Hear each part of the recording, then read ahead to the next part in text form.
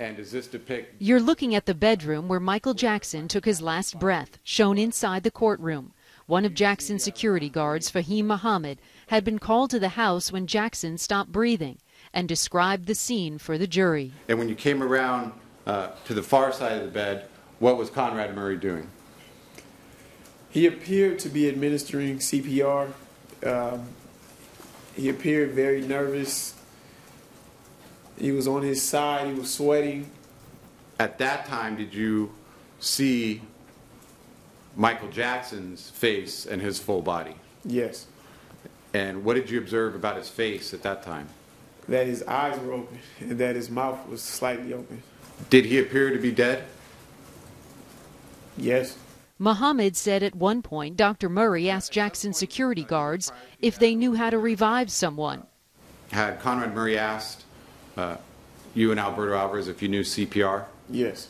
And did you see Alberto go over and assist Dr. Murray with CPR? Yes. By the time Fahim Muhammad had arrived, 911 had already been called. But 911 was not the first phone call Conrad Murray made when Jackson stopped breathing. In court, new insight into Murray's state of mind from Jackson's personal assistant, Michael Amir Williams. He painted a picture of a doctor on the edge. On June 25, 2009, Williams received a frantic voice message from Murray, which was played in court. That message was left after Michael Jackson had suffered cardiac arrest. Murray gave no indication of that on the message, only saying Jackson had, quote, a bad reaction. Murray called Williams, not 911. Were you asked to call 911? No, sir. Okay. Did you, upon hearing that message, call Dr. Murray? Yes, sir. Did he ask you to call 911? No, sir. In court, Williams was also asked about Murray's strange behavior at the hospital, as news spread that the King of Pop was dead. What, if anything, was the request of Conrad Murray? He said that there's some cream in Michael's room, or house, room, that he wouldn't want the world to know about. And he requested that I or someone give him a ride back to house.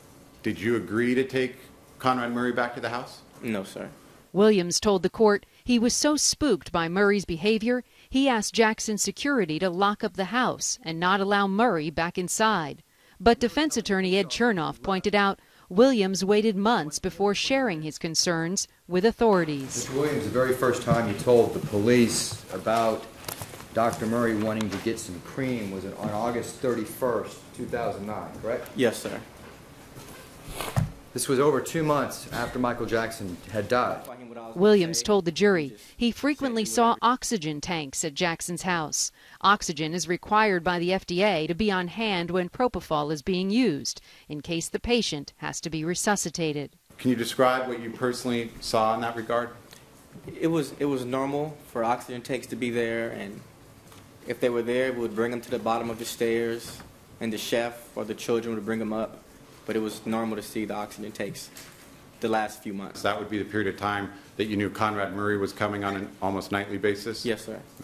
Even with all those oxygen tanks, Michael Jackson never had a chance.